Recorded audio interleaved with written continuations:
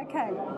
Ramesh, thank you for addressing our conference today. One of the points that you made was that the institution of global governance are at risk.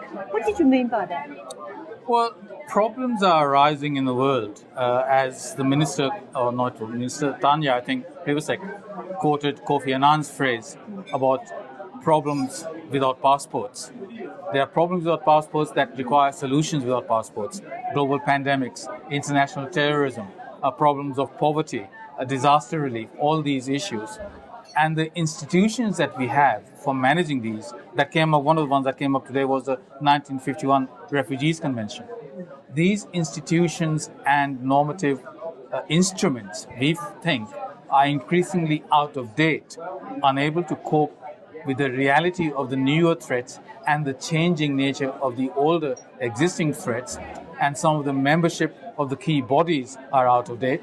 The most prominent example, of course, is the Security Council, which really reflects the world of 1945, not the world of 2015. I mean, how can you solve any of Asia's major problems today without having Japan and India at the table? Neither of these is a permanent member of the Security Council. Only China is. We've seen this most recently with the Asian Infrastructure Investment Bank, where the G20 had recommended significant changes to the voting shares in the IMF. The US Congress has not passed that. So finally, China said, we've had enough, we'll set up our own bank. The BRICS are setting up the new development bank as well. So increasingly, countries are going out of the existing mandated multilateral institutions and finding other forums in a confetti of G groups. G20 is itself a very good example of that. In conception, the G20 should have been what the Security Council should be, namely all the countries with economic heft, geopolitical clout, all the countries that count, and no country that doesn't count. So in that sense, global governance institutions are no longer fit for purpose in addressing the challenges which they were set up to manage and keep us safe from. And yet there are other institutions like the G20. Is that a good thing? Oh yes, we've had an explosion of the numbers and types and depth of problems. Different institutions respond to different triggering events to try and manage it. For G20, it was the global financial crisis. No existing institution was capable of handling it. Nothing in the UN system, nothing in the IMF and World Bank, not the G7. I think the Secretary of Treasury at the time, the US Secretary of Treasury, Hank Paulson, said, look, the world is a lot bigger than G7. The world of international economy is a lot bigger than G7. Countries that matter have to be there.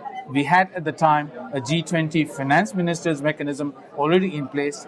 President George Bush decided to convert that into a leaders level G20. So that's a good example of how institutions come into being, responding to specific crises and stimuli.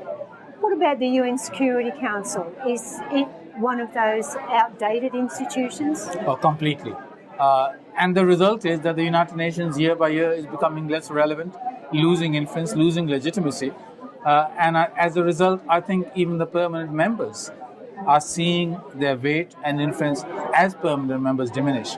The tragedy is that the Security Council remains the only body with the legal mandate and responsibility and authority to make decisions that are binding for everyone in the world. Countries that are not members of the UN, countries who are members but not on the Security Council, and even countries that are on the Security Council and vote against it are legally obligated by binding resolutions of the Security Council. So I think they need desperately to reform it.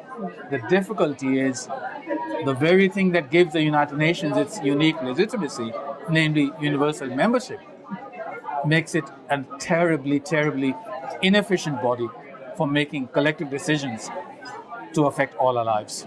Is there a global will to revolutionise, change these institutions? I think there is more or less universal recognition that the institutions are falling short and need to be changed. The difficulty is when you come up with any one particular formula, invariably losers outnumber winners. It's much easier to form a blocking coalition because this requires charter amendment and structural change.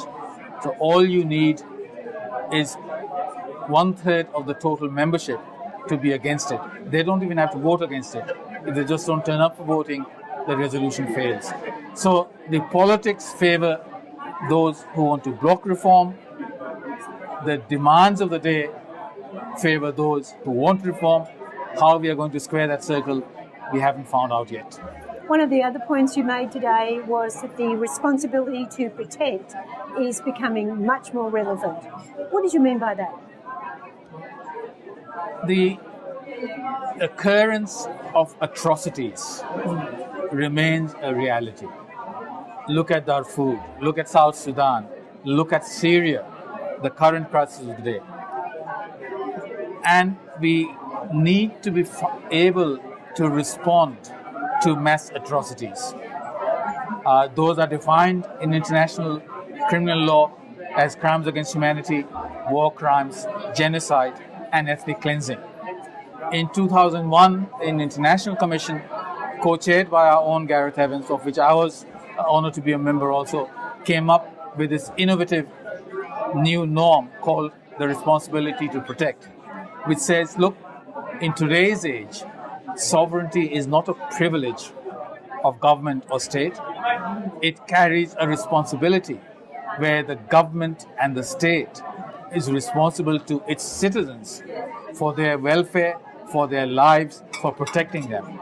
If the government fails because it doesn't have the capacity or doesn't have the will, or in some cases might itself be part of the perpetrators, then that responsibility as a fallback responsibility trips upwards to the international community.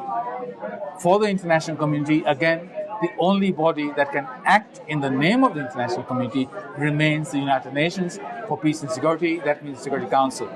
So when they authorize, then countries again have an obligation to implement this responsibility to protect, which does not challenge the sovereignty of the country.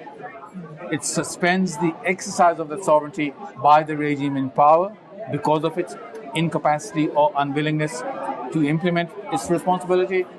And when the protection has been done, you reconstitute institutions and leave the country again and let it get on with it. I wish it were the case that we could say we will never again face a bad regime that kills its own people. We've seen too often in the past, tyrants have taken sovereignty as a license to kill their own people. So they misinterpreted or abused sovereignty as a tyrant's charter, as a murderer's charter. In today's age, that is simply not acceptable to an internationalized, globally centralized, sensitized human conscience. What do? Responsibility to protect is the central organizing principle through which outsiders and the international community can respond to these atrocity crimes. Briefly, is Australia meeting its responsibility to protect? I think Australia has been at the forefront of this. The International Commission originally was brought about and brought together by Canada. Since then, Canada has gone backwards on this under the government they have at the moment, which might or might not change today in elections there. Australia, on the other hand, has become more and more engaged with this, interested in it, has been supportive. It was a major point of our two-year term on the Security Council.